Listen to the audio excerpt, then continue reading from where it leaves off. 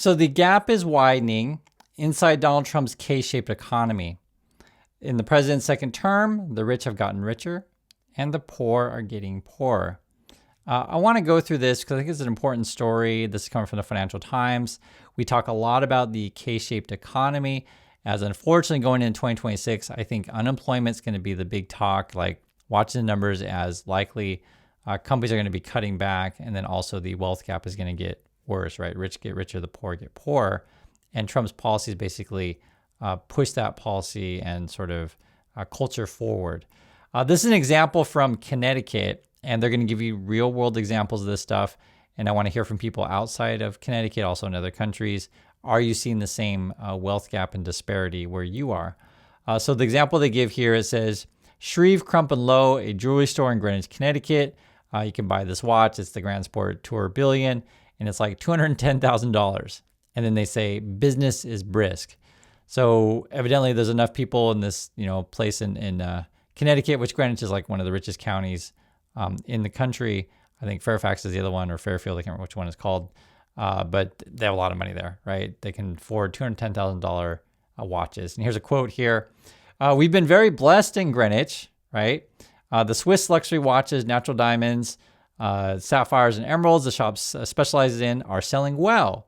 Quote, demand has actually increased over the past 6 months. And that right there reflects Trump's economy. So if you're a billionaire class, you make 7, 8 figures, whatever, you're doing fantastic, right? The past 6 months, business going up for the $200,000 watches. Now go on the other side of town, Bridgeport, right? 30-minute drive away. Demand is also rising, but for a different kind of product. People here are flocking to the city's food pantries and soup kitchens as the high cost of living bears down on low-income families. Here's a quote. I'm living day by day. This is coming from Jamaica-born person, and it says she picks up eggs from a food bank in the Hollow, a poor immigrant neighborhood of Bridgeport. McDonald is unemployed and struggling to pay her bills. So in America, which claims to be, the most awesome country in the world, the richest, everyone's doing great. Trump always tells you how we're winning all the time. Some people are buying watches in this kind of store, right? While other people in USA are struggling to even just to have food and to find a job. For me, I think this is unacceptable. I think this is going to lead to massive problems in the long run in USA. You're going to have stability issues. You're also just going to have issues of just unfairness. I mean, it's just unfair. And some people, like, say if you're in the Republican camp and you're like Elon Musk, say, what do you mean? It's totally fair. Everyone has an equal chance. Well, think of it this way. If a poor town and a poor kid starts out poor, and I can just tell you guys, that's how I grew up, the schools around you aren't very good. They're not very good. I'm just being frank with you guys. In comparison to, say, the rich kid. And I had no idea. How big the wealth gap was until I went to college and I saw it for myself. And I'm like, oh my God, I'm like really poor. and it's really hard to explain until you've actually had that experience for yourself. I write about this stuff in my book, but it was eye-opening. Maybe in this day and age is different than when I was a kid. If because I don't know, I'm 50 years old, so well before social media, these kind of things. But just the differences are stark. And the biggest one for me was when I was a kid, I picked berries, I baled hay, right? Basically literally working as a kid. And people are wealthy when they're children, they're, taking trips to various countries, they're taking private lessons, learning sailing, horseback riding, playing lacrosse, all these kind of things, right? Just things that are not in the even feasibility if you're poor. You're literally just working and you're learning to be a worker. Whereas if you're in the wealthier classes, you're essentially learning to be the boss and making connections that way. Like you're starting out on unequal starting positions, the best way to describe it.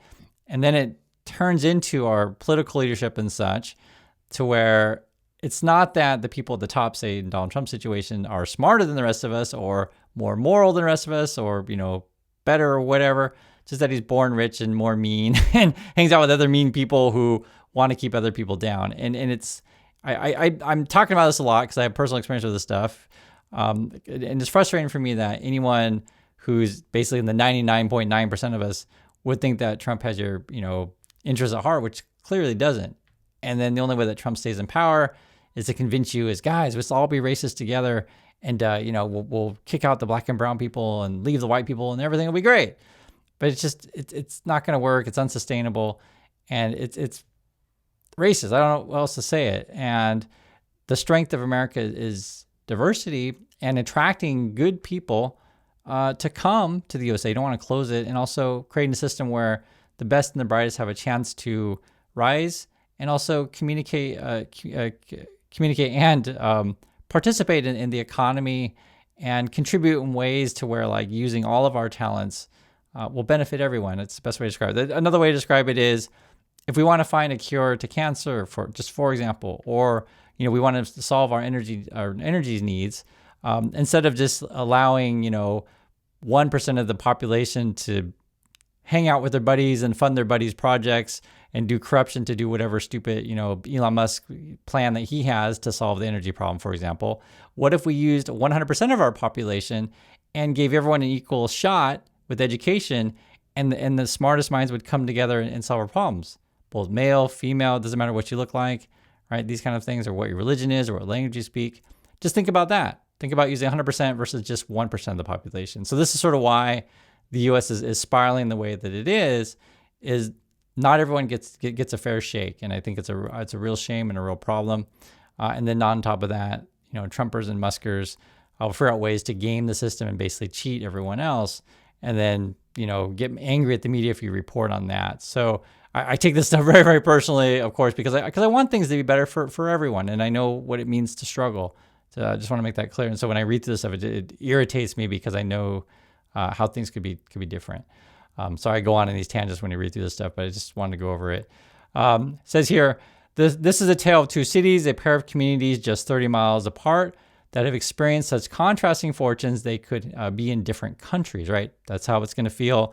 And that's what it's like when you, because I've lived in China and Vietnam, it is kind of like that. Like you just have like some cities have a lot of wealth, other cities is completely opposite. Together, they symbolize like America's K-shaped economy. So in my opinion, the USA is going backwards, right? Rich are getting richer, poor are getting poorer.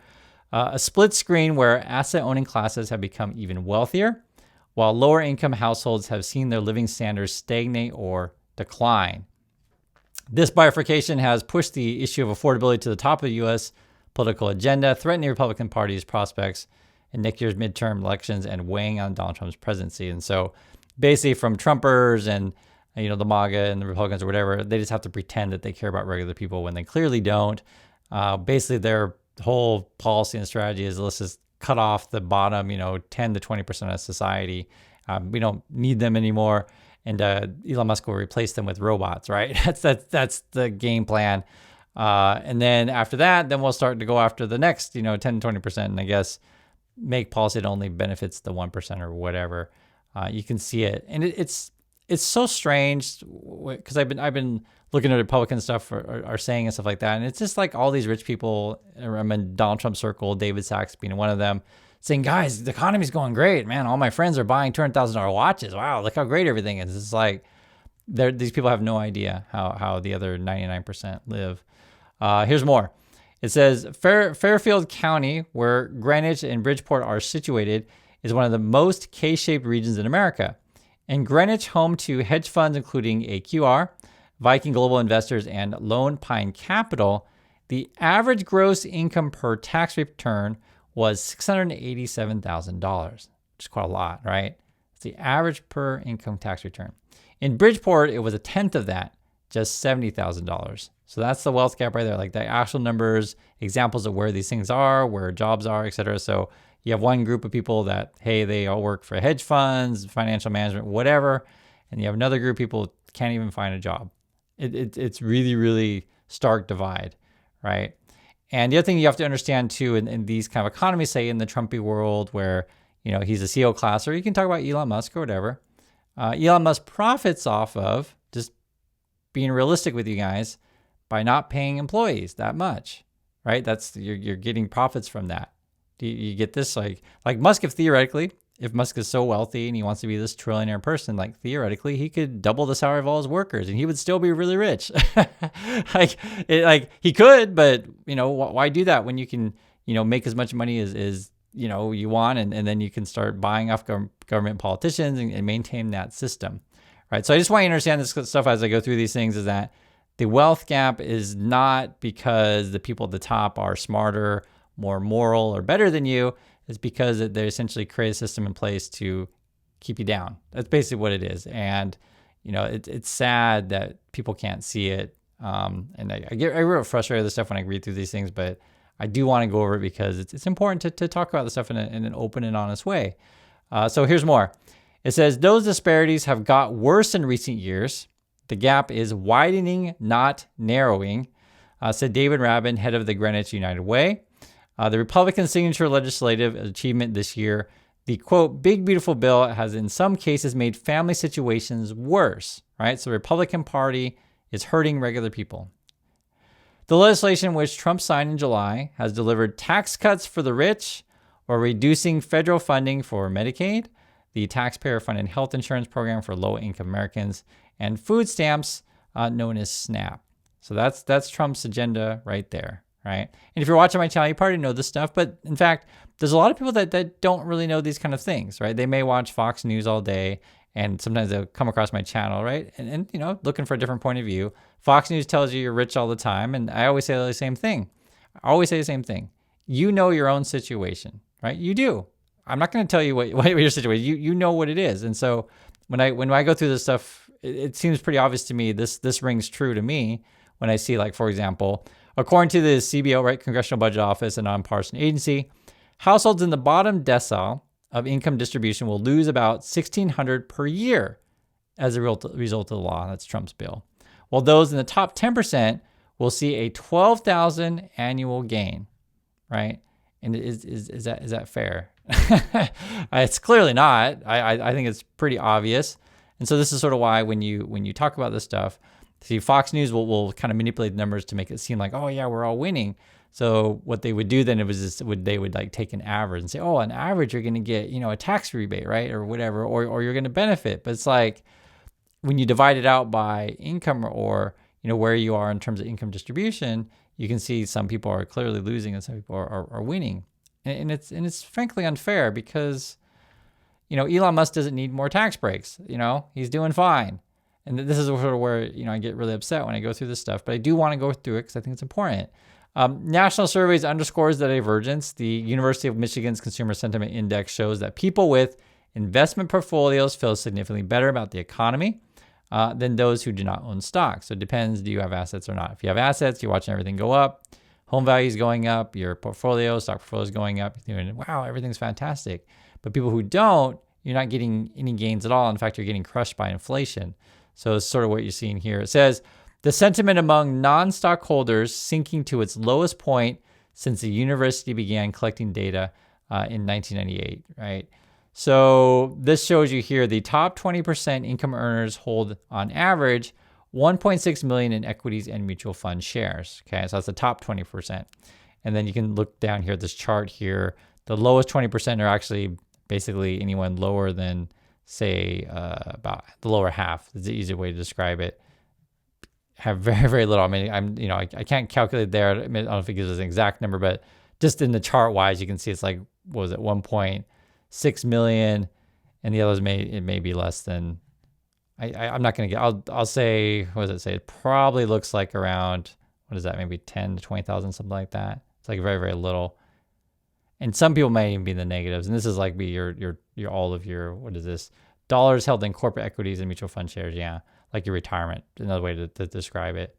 The split is on the show in Fairfield County, in Greenwich, and other rich enclaves such as Darien and New Canaan. Quote, people's net worth and wealth has been increasing as home prices and stock market has gone up. We just talked about that. Quote, but the majority of people who are just starting out in their career or don't own a home or don't have a stock portfolio, they're kind of treading water. Mendy Blue Peka, head of Fairfield County's Communities Foundation, which awards grants to local charities, said chronic homelessness had been virtually eliminated in the area about 6 years ago. Okay, so I guess 6 years ago, things were getting better, right? They're saying chronic homelessness had virtually been eliminated. But since the coronavirus pandemic has been going gangbusters, the shelters are overflowing. right? So you have the coronavirus, then you have Trump come in. People are really hurting. The shelters are overflowing, the pantries are overwhelmed, and it's not just people below the poverty line showing up for handouts. It's the working poor as well, who are now food insecure. So people are worried about where they're going to get their next meal, basically. This shows the gap here in Connecticut. The bottom end would be 70,000. The top end would be 700,000. So dark red would represent the more wealthier districts. So here it is. So Greenwich, average gross income there is 687,000. New Canaan, 691,000. So that's even more than Greenwich. Darien, 647,000. And then Westport, 568,000, right?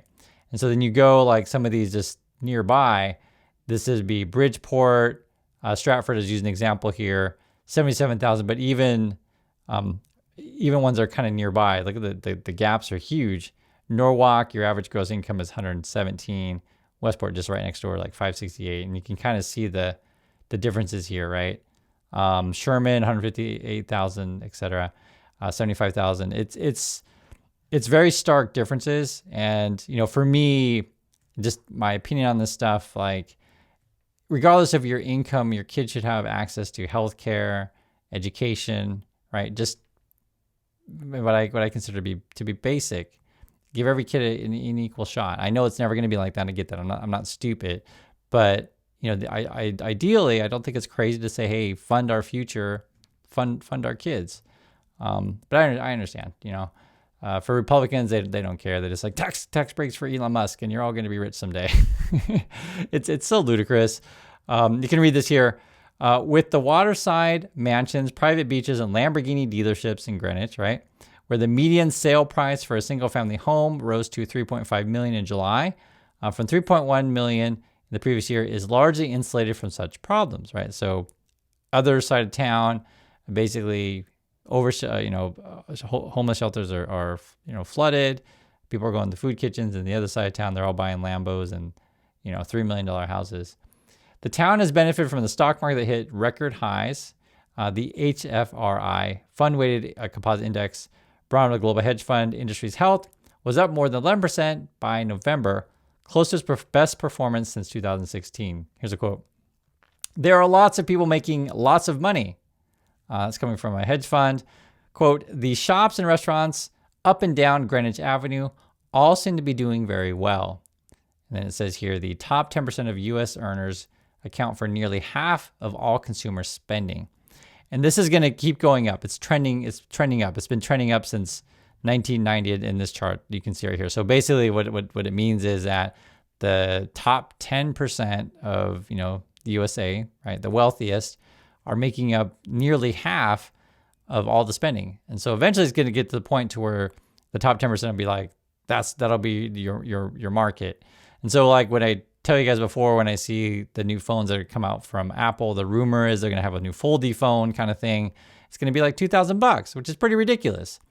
But if you go into an economy where only people like, Elon Musk, et cetera, can buy stuff, then all the companies will start making products for that kind of thing. And then there won't be that many products for the rest of everyone else, because they'll be like, well, why am I going to do that? And you actually see that in the housing as well, to where many of the new houses, like, they're not really affordable anymore. There's no more such thing as like a starter home, because you can see this, like the bottom 8% are struggling. Like it's a smaller percentage of consumer spending. It's so frustrating to look at this stuff, but I do want to go over it because I think it's important to look at real numbers and just real examples here. So here's more. But even in Greenwich, where 9% of the people live below the federal poverty line, that's even in Greenwich. That's the wealthiest, district, or one of the wealthy counties that we're looking at. The stresses are growing. Rabin said low and middle income families often struggle to come up with the $151,000 a year needed for rent, food, and childcare in the town. So just to live in that area, it takes $151,000. It's really a lot. So that means, like, obviously if you want to try to save any money, you're going to have to make more than that. So you're definitely going to have 2 people working in your household. Chances are almost a third of the population here are on one missed paycheck away from disaster. And I think there's a lot of Americans in this situation. Rabin also noted that as a result of Trump's tax and spending bill, about a quarter of the 850 people in Greenwich who usually receive food stamps were no longer eligible for them, right?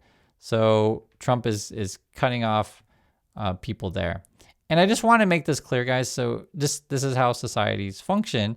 I understand not everyone's going to be a banker. I completely get that. And I understand not everyone's going to be a cook. I completely get that. Like, there's different jobs in society, but everyone has their role to play in society to keep like the lights on, like to keep things functioning. And I think what bothers me about our current system, the way Trump has it, is like, say your rich people want to go buy your watches and you want to go out and get your Starbucks coffee or whatever.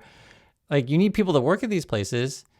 And from the Trump and Musk point of view, we need those people, but I'm not going to pay them anything, right? And then so we're going to have a class of people that can't afford the rent, can't afford the food, but you still expect them to show up to work to make you make your lattes and your sandwiches. Does that even make sense? Do you guys see what I'm saying here?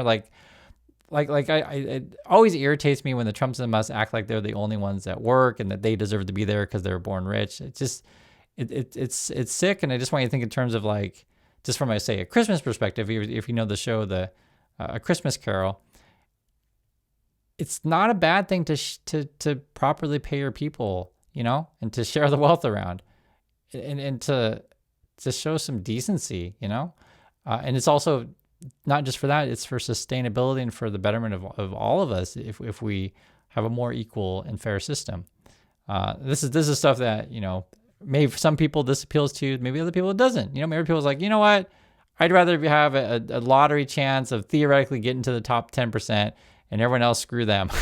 Maybe some people think that way, but if you understand that the game is stacked, and if you're not born in the top 10% and your chance of getting up there is basically nil, and Trump wants to keep it that way, then your views may change. And this is sort of where you got to talk about the reality of what this is.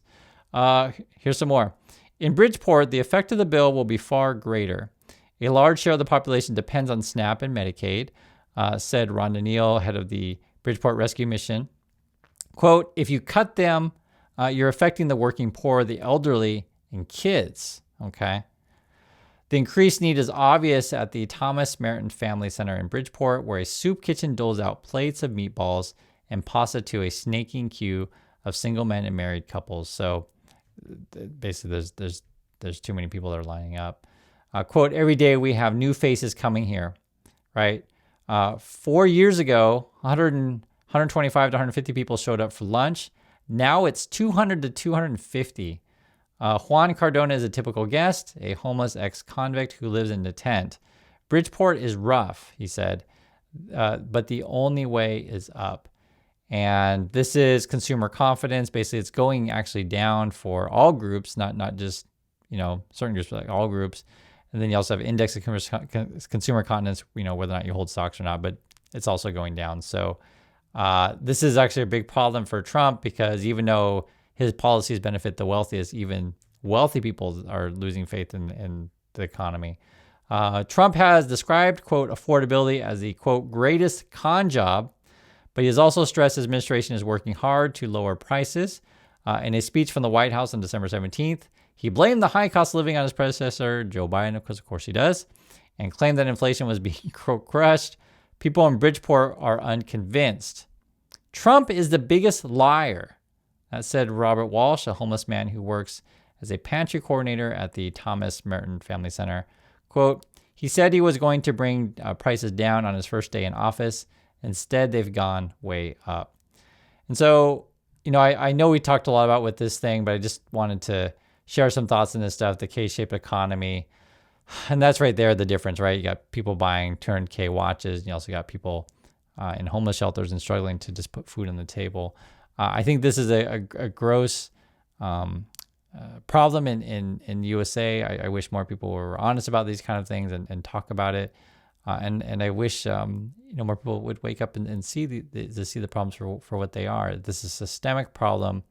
And again, if you want to make the USA and the country and the nation a much better place, you give people a fair shot, be it with healthcare, be it with education.